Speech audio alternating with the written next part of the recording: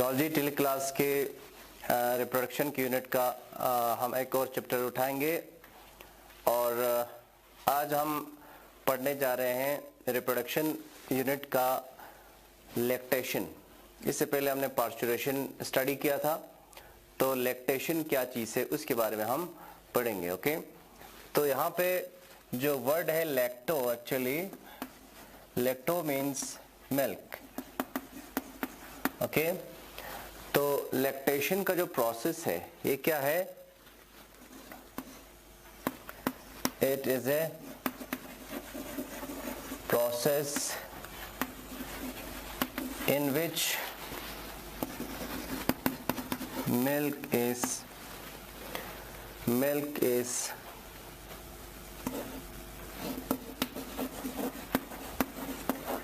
produced, secreted and ejected. In case of mammals, जैसे आप जानते हैं कि उनमें मेमोरी ग्लैंड्स होता है। मेमोरी ग्लैंड क्या चीज़ है? जो मेमोरी ग्लैंड है, मेमोरी ग्लैंड जो है वो बेसिकली मॉडिफाइड स्वेट ग्लैंड है। जो हमारे स्किन में स्वेट ग्लैंड्स होती है उसी को मॉडिफाई करके बनाया गया है, और वही चीज़ क्या है? वही चीज़ यहाँ पे मेमोरी ग्लैंड है। मेमोरी ग्लैंड से मॉडिफाई होकर स्वेट ग्लैंड बनती है। स्वेट ग्लैंड से ही मेमोरी ग्लैंड बनती है। ओके, मॉडिफाइड स्वेट ग्लैंड से। और ये जो मेमोरी ग्लैंड से they are responsible for the secretion, for the production and for the ejection of milk in case of mammals, और अपने यंग वंस को फीड करती है आफ्टर चाइल्ड बर्थ। जब बच्चे की पैदाइश होती है उसके बाद जो मदर है उस बच्चे को फीड करती है with the help of milk, और इस प्रोसेस को हम क्या कहते हैं? इसको हम लैक्टेशन कहते हैं। अब यहाँ पे आप देखें, यहाँ पे सबसे पहले इसका जो पीरियड है कब स्टार्ट हो जाता है, और ये जो स्टार्टिंग होता है जब प्रेगनेंसी के एंड में, एंड ऑफ प्रेगनेंसी पे ये स्टार्ट हो जाता है, शुरू हो जाता है। और इसके बाद जो है जो फ्री फ्लो है, फ्री फ्लो जो है ऑफ मिल्क वो शुरू हो जाता है almost 24 hours after child birth. Okay, तो लैक्टेशन का जो प्रोसेस है मैंने आपको बता दिया कि जो मेमोरी ग्लैंड है which are actually modified sweat glands, वहां से मिल्क की प्रोडक्शन होती है और वो सिक्रीट होकर बाहर निकल के आती है। उस पूरे प्रोसेस को हम कहते हैं लैक्टेशन। और ये जो लैक्टेशन है उसमें मेन ऑर्गन जो है that is mammary gland which are actually modified sweat glands in case of mammals.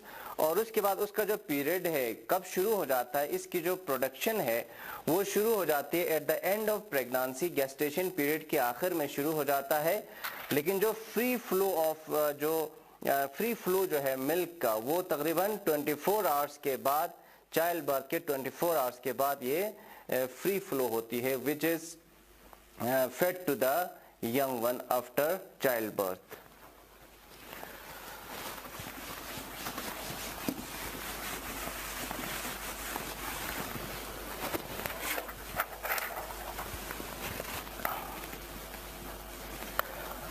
और इसकी जो कंटिन्यूटी है, continuity of flow of milk जो है वो डिपेंड करता है कि बच्चा उसको सक करे। यानी कि बच्चा अगर सक नहीं करता है, सकलिंग अगर नहीं होती है, तो वो फ्री फ्लो नहीं रहती है। इसीलिए कंटिन्यूटी जो है वो क्या है? चाइल्ड्स, या जिसको हम इन्फेंट कहते हैं, इन्फेंट जो है उसकी सकलिंग पे डिपेंड है। क्यों डिपेंड है वो हम आपको यहाँ इस प्रोसीजर में बताएंगे, क्योंकि जिस तरह से आपको पार्चुरेशन में बता दिया था कि वो न्यूरो एंडोक्राइन रिफ्लेक्स या उस पूरे मैकेनिज्म पे वो बेस्ड है, इसी तरह से लैक्टेशन जो है ये भी क्या है? न्यूरो एंडोक्राइन मैकेनिज्म के हिसाब से चलता है। इसका जो मैकेनिज्म है हम इसको दो में डिवाइड कर सकते हैं। जो मैकेनिज्म में नंबर फर्स्ट आ जाता है वो है मिल्क सिक्रेशन। सबसे पहला जो काम है इसमें दो स्टेप्स में आ जाते हैं। पहला स्टेप ये है मिल्क सिक्रेशन, मिल्क को सिक्रीट करना from the alveoli of mammary gland. सबसे पहला काम जो है, जो एपिथेलियम है या एपिथेलियल सेल्स है ऑफ अल्वियोलाई, अल्वियोलाई जो है मेमरी ग्लैंड का जो अल्वियोलाई है वहां से मिल्क जो है वो, फॉर एग्जांपल यहाँ पे अल्वियोलाई लाइक ऐसे लोब लाइक स्ट्रक्चर्स होती है। यहाँ पे जो एपिथेलियम होती है, एपिथेलियल सेल जो यहाँ पे होती है, यहाँ पे मिल्क प्रोड्यूस हो जाता है, जिसे मैंने आपको पीरियड बता दिया at the end of pregnancy. और उसके बाद सकलिंग के बाद यहाँ से शुरू होने के बाद इस लोब लाइक स्ट्रक्चर में अल्वियोलाई में आ जाता है और उसको हम कहेंगे मिल्क सिक्रेशन। और ये जो मिल्क सिक्रेशन है इसका जो दारो मदार है that is dependent on A hormone, क्योंकि आपको बता दिया कि ये न्यूरो एंडोक्राइन मैकेनिज्म पे, तो उस हार्मोन का नाम है prolactin. The hormone which is responsible that is prolactin which is secreted from the pituitary gland, anterior pituitary gland, pituitary यानी कि एंटीरियर पिट्यूटरी ग्लैंड से एक हार्मोन सिक्रीट होता है जिसको हम कहते हैं प्रोलैक्टिन। और वो जो प्रोलैक्टिन है that is responsible for the production of milk, milk को सिक्रीट करने में वो रेस्पॉन्सिबल है। ओके, तो इसके साथ साथ बाकी जो और एक चीज जो यहाँ पे आप याद रखेंगे वो है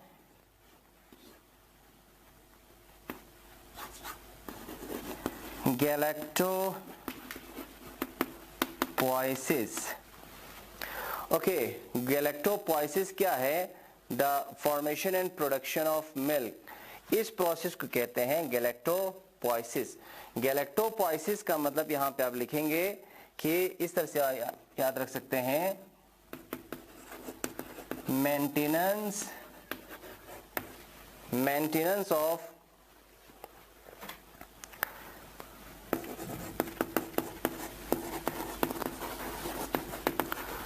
मिल्क सिक्रेशन, मिल्क सिक्रीट करना मेंटेन रहे, उस प्रोसेस को हम कहते हैं गैलेक्टोपोइसिस, जो इसी सेक्शन के अंडर आ जाता है, मिल्क सिक्रेशन का ही हिस्सा है। लेकिन इसके लिए सिर्फ प्रोलैक्टिन ही नहीं बल्कि और भी कई हार्मोन्स है विच आर रिस्पॉन्सिबल फॉर गैलेक्टोपोइसिस, जिसको हम गैलेक्टोजेनेसिस भी कह सकते हैं। और इसमें जो हार्मोन्स रिस्पॉन्सिबल है वो कौन से हैं? जैसे एक तो है इसमें ग्रोथ हार्मोन, ग्रोथ हार्मोन जो है that is responsible for the maintenance of milk secretion. इसके अलावा thyroxine which is secreted from the thyroid gland. और उसके अलावा ग्रोथ हार्मोन थायरॉक्सिन के साथ साथ यहाँ पे जो कॉर्टिसोल है, ये हार्मोन्स भी रिस्पॉन्सिबल है for the secretion of for the maintenance of milk secretion. इस प्रोसेस को हम क्या कहते हैं? गैलेक्टोपोइसिस कहते हैं। ओके, तो जैसे आपको बता दिया कि ये न्यूरो एंडोक्राइन मैकेनिज्म पे डिपेंडेंट है, तो इसीलिए यहां पे आप ये बात याद रखें कि सकलिंग जो है that is responsible for the ejection of या सिक्रेशन ऑफ मिल्क। यहां पे जो सकलिंग है वो क्या करता है? ये एक स्टिमुलस बनता है, क्योंकि सकलिंग की वजह से जो मेमरी ग्लैंड्स के जो निपल्स के अंदर, स्किन के अंदर जो वहां पे रिसेप्टर्स होते हैं वो स्टिमुलेट हो जाते हैं, और उस स्टिमुलेट होने की वजह से वो जो इंफॉर्मेशन है वो ब्रेन में पहुंचता है, वो वहां से हाइपोथैलेमस में पहुंचता है, ब्रेन रीजन में। ओके, तो हाइपोथैलेमस के बाद यहाँ पे जो इसकी वजह से, जो इस स्टिमुलेशन की वजह से यहाँ पे क्या निकलता है? Prolactin releasing hormone. ओके, तो मैंने आपको बता दिया कि जो मिल्क सिक्रीशन है उसके लिए इंपॉर्टेंट चीज क्या है, जो ही बच्चे की चाइल्ड बर्थ हो जाता है, चाइल्ड बर्थ के बाद बच्चा सकलिंग करता है निपल्स को, और उसकी वजह से ये स्टिमुलेट हो जाता है, और स्टिमुलेट होने की वजह से वो जो इंपल्स है वो ब्रेन के हाइपोथैलेमस में पहुंचता है। तो हाइपोथैलेमस जो है एक रिलीजिंग फैक्टर यहां से सिक्रीट करता है जिसको हम प्रोलैक्टिन रिलीजिंग हार्मोन या PRH जिसको हम कहते हैं, ये सिक्रीट किया जाता है, जिसकी वजह से यहां पे आप देखें कि इसकी वजह से जो हार्मोन सिक्रीट हो जाता है from the pituitary gland, that is the prolactin. और प्रोलैक्टिन जब सिक्रीट हो जाता है, this is responsible for the milk secretion. Okay, इसकी वजह से प्रोलैक्टिन जब जितना ज्यादा इंक्रीज सिक्रीशन हो जाएगा, जितना ज्यादा सकलिंग करेगा उतना ये प्रोसीजर होगा, उसकी वजह से प्रोलैक्टिन सिक्रीशन ज्यादा होने की वजह से मिल्क की सिक्रीशन भी इंक्रीज हो जाएगा। तो ये हो गया पहला प्रोसीजर जिसमें आपको बता दिया मिल्क सिक्रीशन। सकलिंग यहाँ पे ये स्टिमुलेट करता है जिसकी वजह से हाइपोथैलेमस में इंपल्स पहुंचता है, PRH prolactin releasing hormone secrete होता है जिसकी रेस्पॉन्स में प्रोलैक्टिन सिक्रीट होता है, और जब प्रोलैक्टिन सिक्रीट होता है तो इसकी वजह से क्या होगा, मिल्क जो है वो सिक्रीट होगा, मिल्क सिक्रीशन। ओके, तो ये एक प्रोसीजर है मिल्क को सिक्रीट करने का। अब हम दूसरा स्टेप बताएंगे, और दूसरा स्टेप क्या है, मिल्क इजेक्शन। क्या है, milk ejection, ejection of milk, ejection of milk. Okay, या यूं कहें कि आप इसको कह सकते हैं डिस्चार्ज ऑफ मिल्क भी आप कह सकते हैं, डिस्चार्ज ऑफ मिल्क। तो यहां पे भी प्रोसीजर तकरीबन सेम है यहाँ पे। ओके, तो यहाँ पे सबसे पहली बात जो है वो फिर से सकलिंग, इससे क्या हो जाता है, स्टिमुलेट हो जाता है, सकलिंग से स्टिमुलेट हो जाता है जो निपल्स के अंदर टच रिसेप्टर्स हैं, टच रिसेप्टर्स, और टच रिसेप्टर जो है उससे जो इंफॉर्मेशन है वो पहुंचती है हाइपोथैलेमस में, हाइपोथैलेमस, और हाइपोथैलेमस के बाद हाइपोथैलेमस से जो इंफॉर्मेशन है ब्रेन रीजन में वो पहुंचती है neuro hypophysis, neuro hypophysis. Neurohypophysis is nothing but posterior pituitary gland. Posterior pituitary gland में ये इंफॉर्मेशन हाइपोथैलेमस में पहुंचता है, और हाइपोथैलेमस से जब यहाँ पे इंफॉर्मेशन पहुंचती है तो यहाँ से और एक हार्मोन सिक्रीट होती है जिसको हम कहते हैं ऑक्सीटोसिन, ऑक्सीटोसिन। ओके, तो प्रोलैक्टिन के बाद दूसरा हार्मोन जो इन्वॉल्व है that is called as oxytocin. और ऑक्सीटोसिन का काम, जैसे आपको पार्चुरेशन में भी बता दिया था कि उसका टारगेट यूट्रस हो जाता है, वहां पे मस्कुलर लेयर्स को कॉन्ट्रैक्ट करता है and help in the delivery of the child. Likewise in case of lactation also oxytocin जो है उसका काम क्या है, कॉन्ट्रैक्शन ऑफ, यहाँ पे है कॉन्ट्रैक्शन किया जाता है, इसका काम ही कॉन्ट्रैक्शन है, contraction of myoepithelial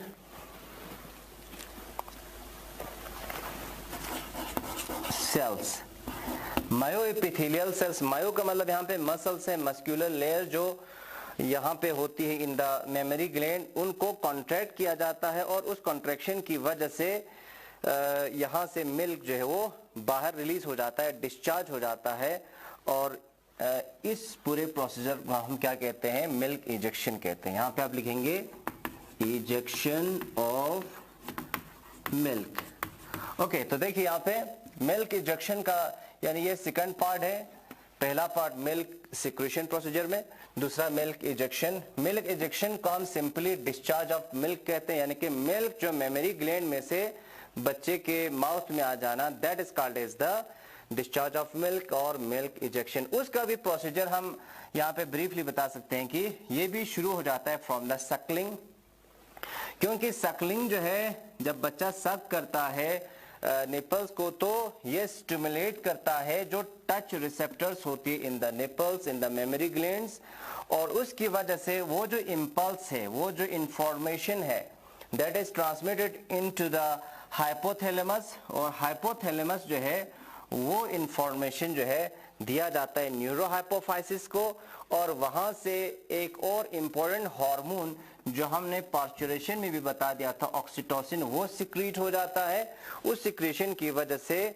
जो मायोएपिथेलियल सेल्स है in the alveoli of the memory gland वो कॉन्ट्रैक्ट हो जाता है, उसके अंदर जो मिल्क सिक्रीट होकर जमा होके है उसको आगे की तरफ पुश किया जाता है टुवर्ड्स द निपल्स, और उसकी वजह से मिल्क जो है वो बाहर आ जाता है in the mouth of the baby, in the mouth of the infant. Okay, तो ये प्रोसीजर को समझने के लिए हम यहाँ पे देखेंगे कि ये जो पल्स इन द आर्क्यूला, यहाँ पे जो निपल्स के अंदर जो टच रिसेप्टर से वो स्टिमुलेट हो जाता है, तो यहाँ पे क्या हो जाता है, देखिए ब्रेन में जो हाइपोथैलेमस है तो हाइपोथैलेमस एक्टिव हो जाता है, स्टिमुलेट हो जाता है, और उसके साथ साथ यहाँ पे हाइपोथैलेमस है, हाइपोथैलेमस में से ऑक्सीटोसिन रिलीजिंग हार्मोन यहाँ से सिक्रीट होती है, और यहाँ से इस ट्रैक्ट के जरिए ये यहाँ पे जो पोस्टीरियर पिट्यूटरी है वहां पे वो इंपल्स पहुंच जाती है।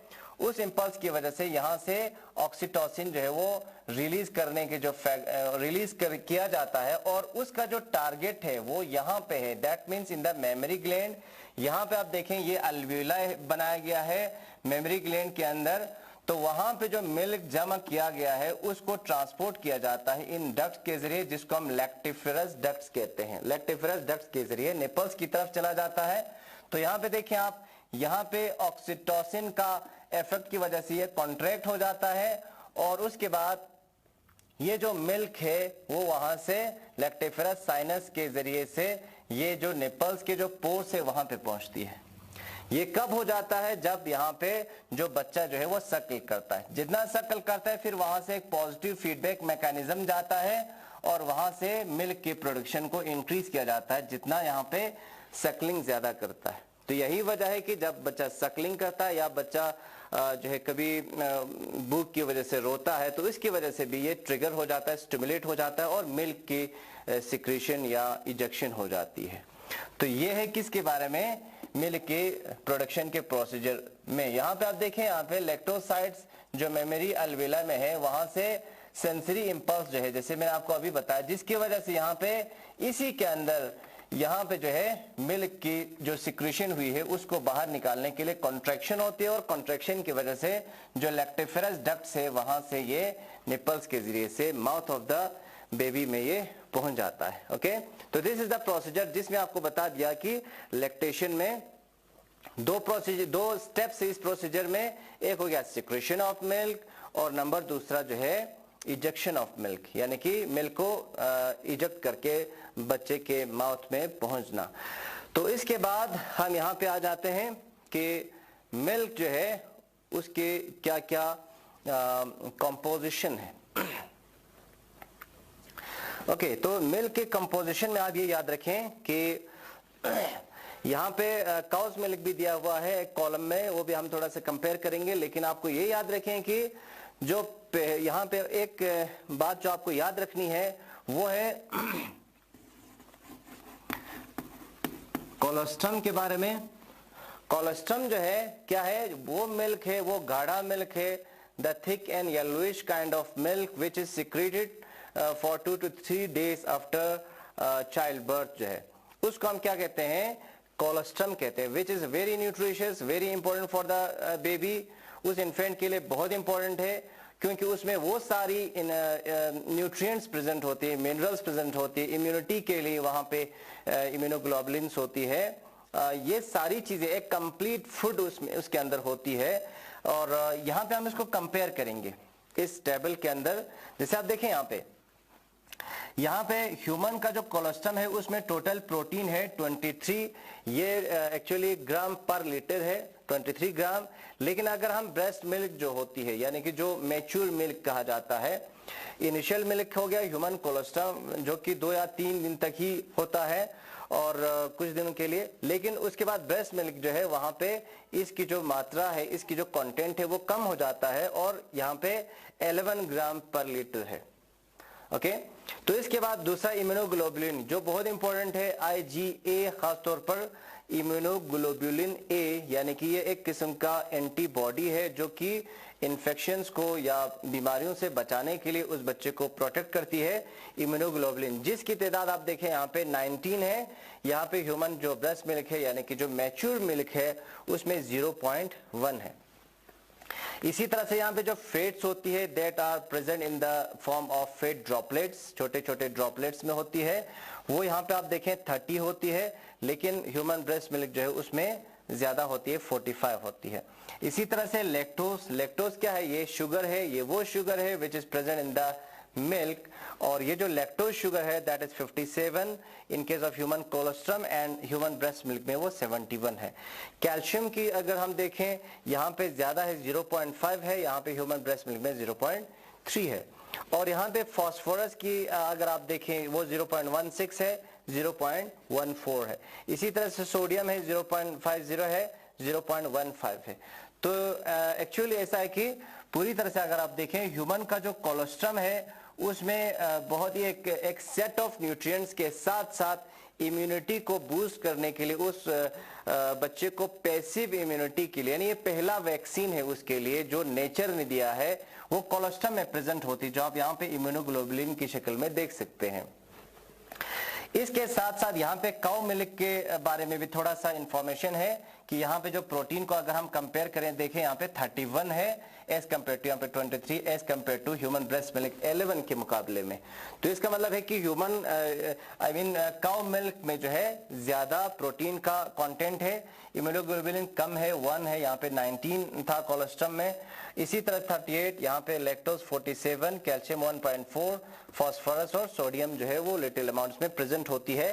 तो यहाँ पे एक जो एडवाइस ये है कि काउ मिल्क जो है वो इन्फेंट को, जो दूध पीता बच्चा होता है, उसको नहीं दिया जाना चाहिए, क्योंकि वो उसका जो कंपोजिशन है अगर आप इसमें कंपेयर करेंगे वो बिल्कुल डिफरेंट है ह्यूमन का ब्रेस्ट मिल्क से, और काउ का मिल्क जो है उसमें काफी डिफरेंस है, और उसमें जो प्रोटीन्स होती है, बाकी जो चीजें होती है वो उस बच्चे के लिए सुइटेबल नहीं होती है और उसको डाइजेस्ट करने में डिफिकल्टी होती है।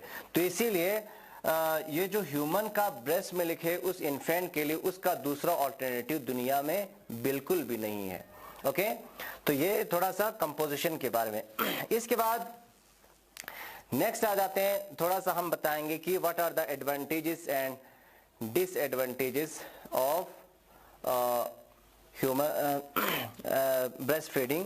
और जो फॉर्मूला मिल्क होता है, जैसे मैंने आपको अभी बता दिया कि उसका कोई ऑल्टरनेटिव नहीं है ह्यूमन ब्रेस्ट फीडिंग का, लेकिन यहाँ पे देखें एडवांटेजेस क्या है। यहाँ पे ब्रेस्ट फीडिंग का उसमें एंटीबॉडी होती है, उसमें बैक्टीरिया वगैरह नहीं होती है। ह्यूमन के ब्रेस्ट मिल्क में food stuffs in correct proportion, जितना उस बच्चे को चाहिए उतना यहाँ पे प्रेजेंट है। और इसके बाद है कोई भी एलर्जिक रिएक्शन नहीं होती है माँ का दूध पिलाने से बच्चे को। और उसके बाद यहाँ पे कोई भी प्रिजर्वेटिव, कोई भी एडिशनल कोई भी वहाँ पे कंटेंट नहीं है। और मदर और चाइल्ड के बीच में एक रिश्ता बनता है जब माँ उसको दूध पिलाती है।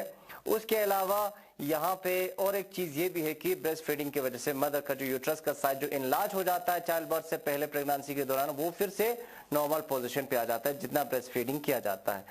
और उसके बाद फॉर्मूला मिल्क जो है उसके अगर हम थोड़ा सा बताएं एडवांटेजेस, हालांकि उसके एडवांटेजेस बहुत कम है एज कम्पेयर टू जो ब्रेस्ट फीडिंग है। लेस पेनफुल है, जैसे कभी कभी इसकी डिसएडवांटेज रहती है कि पेनफुल होती है, लेकिन उसमें पेनफुल का कोई यहाँ पे इशू नहीं है।